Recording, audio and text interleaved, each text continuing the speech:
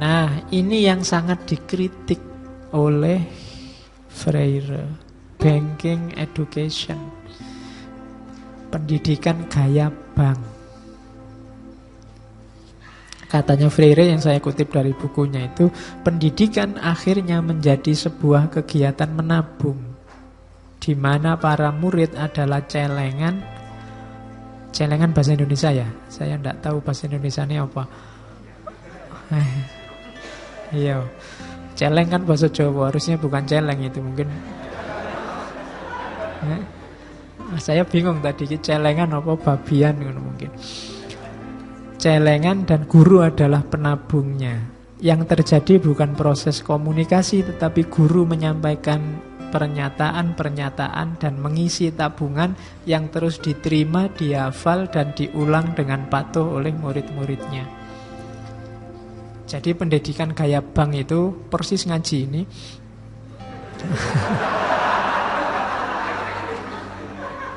Saya datang, terus kamu tak kasih, kayak aku masukin celengan itu lumayan, nyimpen pengetahuan 1, 2, 3.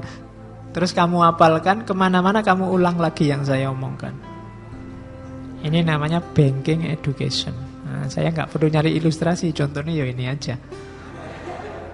Ya cuma semoga tidak dalam arti meskipun kita minim interaksi, tapi kalian tidak cuma mengulang yang saya omongkan.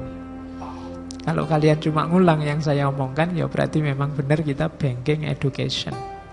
Harus diolah, harus kritis, kontekstualkan dengan hidupmu. Semua materi-materi filsafat yang setiap seminggu sekali kita kaji. Jangan cuma dihafalkan. Mungkin ada yang kamu pakai, ada yang kamu buang, ada yang kamu adaptasi, ada yang kamu kompromikan. Nah, itu berarti tidak banking education. Banking education itu cuma kamu telan. Ya persis celengan. Nanti saya ngasih, kamu kumpul, saya ngasih, kamu kumpul, saya ngasih, kamu kumpul. Nanti pada saatnya kalau celengannya dipecah, kamu lumayan dapat banyak kan gitu. Tidak begitu. Jadi kalau kamu sekolah kan juga begitu. Kalau sekolah hanya celengan, berarti ketika kamu dapat ijazah itu kayak orang mecah celengan. Ya kan? Transkripmu itu kan celenganmu selama kamu kuliah 4 tahun atau 7 tahun. Ya.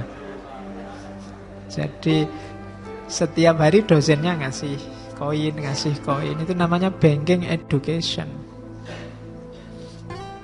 Nah, praktek pendidikan hanya dipahami sebatas sarana pewarisan ilmu.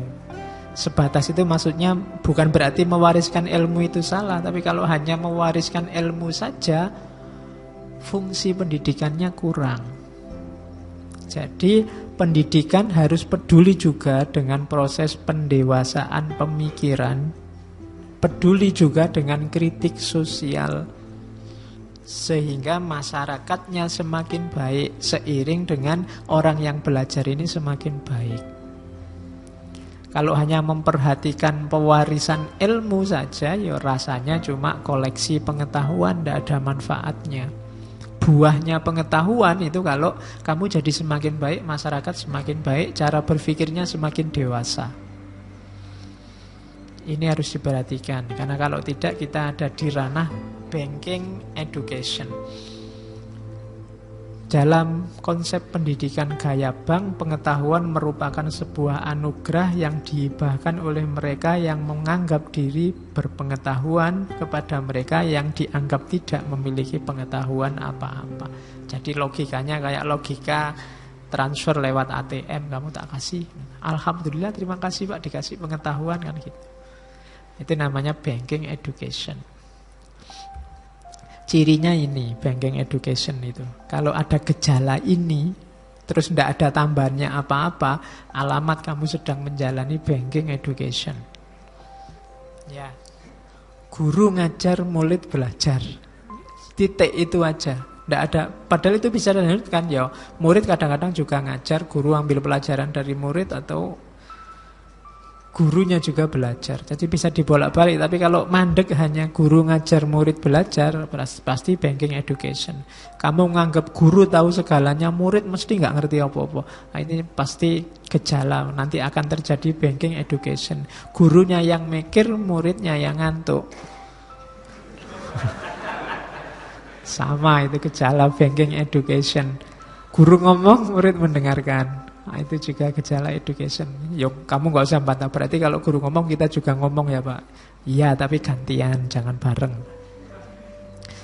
Murid juga maksudnya boleh berkesempatan ngomong. Guru ngatur, murid diatur. Kalau ada logika ini berarti nanti gejalanya pasti ke sana. Guru meleh dan memaksakan pilihan, murid hanya boleh nurut. Guru bertindak, murid hanya boleh meniru saja apa yang dilakukan gurunya. Guru yang milih apa yang harus diajarkan, murid harus menyesuaikan diri. Guru mengedepankan wewenang ilmu pengetahuan dengan profesionalismenya, dan murid tidak bebas untuk bantah. Guru adalah subjek dan murid adalah objek. Yang terakhir itu kuncinya. Kalau kamu hanya objek saja, segalanya ditentukan oleh gurumu, itulah cirinya pendidikan gaya bank. Oke, lupa kalau di sufi-sufi itu, di tasawuf itu kan memang harus manut 100% sama gurunya. Loh, enggak, ini bukan berarti terus kamu enggak manut sama gurumu. Tapi kamu juga harus punya pribadi sendiri, punya pendirian sendiri. Yang dalam sistem pendidikan itu dimungkinkan kamu saling berinteraksi, saling dialog dengan gurumu. Bahwa nanti dalam dialog itu gurumu lebih punya wawasan, mungkin dia lebih luas, tidak masalah. Saling belajar. Biar tidak jadi pendidikan gaya bank. Bukan berarti terus Pak, kalau gitu saya nggak niru guru saya nggak boleh patuh sama guru, tidak ada hubungannya sama yang itu. Hubungannya sama kemandirianmu berpikir itu loh. Jadi biar tidak terjatuh ke bahwa kamu pasif luar biasa dan gurumu kamu paksa untuk aktif luar biasa. Tidak harus begitu. Zaman saya kuliah dulu ada dosen yang kalau masuk kelas mahasiswanya diskusi, setelah diskusi sudah. Ini juga tidak bijaksana. Gurunya nggak ngasih apa-apa, cuma salam di awal dan salam di akhir.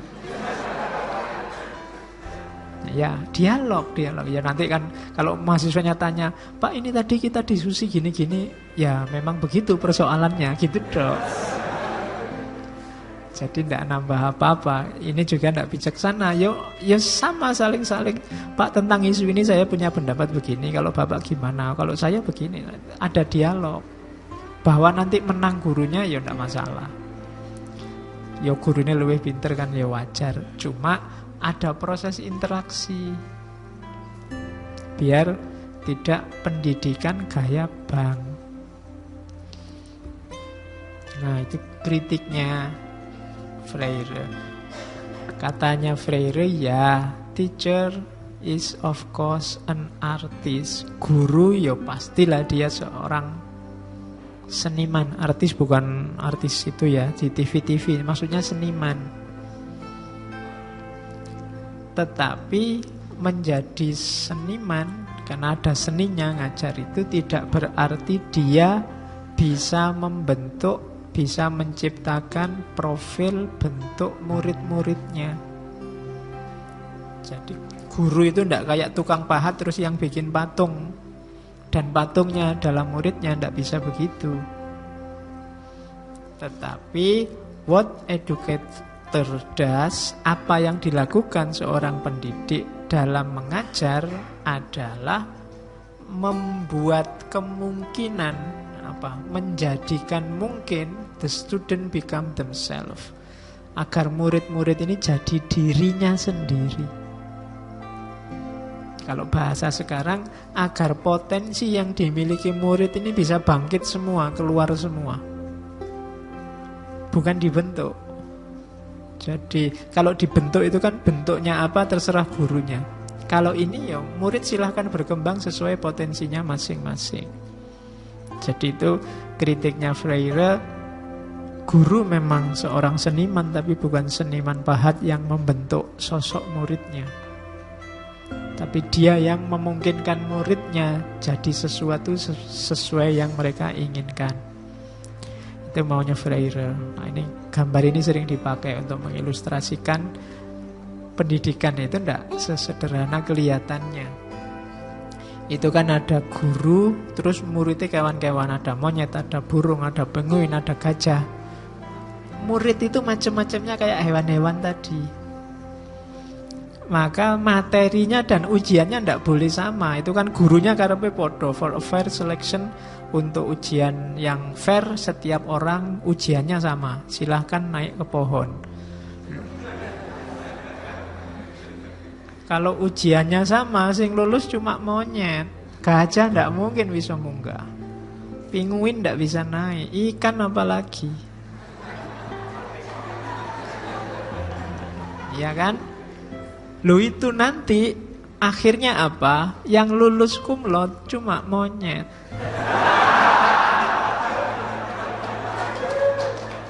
Iya, karena ujiannya naik pohon. Nanti yang tidak bisa manjat pohon, memang kodratnya tidak bisa manjat, kamu sebut anak bodoh, anak tidak pinter. Karena standar ujiannya sama. Oh, sekarang di Indonesia kan ada UAN itu ya. Ujiannya podo kabeh se-Indonesia. Nah, ini mungkin teori ini bisa pakai refleksi, dipakai untuk mengkritisi apa ya harus begitu.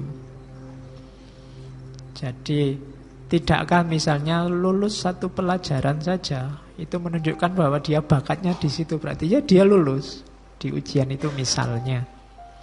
Karena ya murid itu semacam itu, ada monyetnya, ada gajahnya, ada. Kalau semua diperlakukan kayak gajah lebih susah lagi. Semua diperlakukan kayak ikan misalnya, ujiannya berenang, nah, itu wassalam sudah. Ya kan? Gajah langsung ambles mesti. Susah dia berenang. Oke, apalagi pakai burung, ujiannya terbang, itu pusing lagi. Jadi kritiknya Freire ya, guru yang sukses, dosen yang sukses itu yang membangkitkan kemampuan potensi murid-muridnya sampai tahap maksimal. Bukan yang membentuk muridnya sesuai keinginan gurunya atau sesuai keinginan dosennya. Besok kalau di antara kalian ada guru, ada dosen, diingat-ingat teori ini. Makanya saya sering bilang ya, anak bodoh itu tidak ada. Setiap anak pinter di passionnya masing-masing, bakatnya dia masing-masing. Hanya belum ketemu saja mungkin, atau dia malas untuk menjelajahi passion dan bakatnya. Saking putus asa nih, Pak, bakat saya itu nongkrong, Pak. Ya bukan itu pasti. Bakat saya begadang, Pak, bukan itu. Kamu belum ketemu, coba dicari lagi. Bakatmu apa? Oke, jadi itu tadi untuk menjelaskan biar kita tidak jatuh pada banking education. Karena dikasih pengetahuan apa, itu kan sesuai bidangnya masing-masing. Kalau sudah kuliah mungkin agak lumayan, sudah menjurus sesuai program studinya, jurusannya masing-masing. Tapi yang sekolah ini kan yang seragam.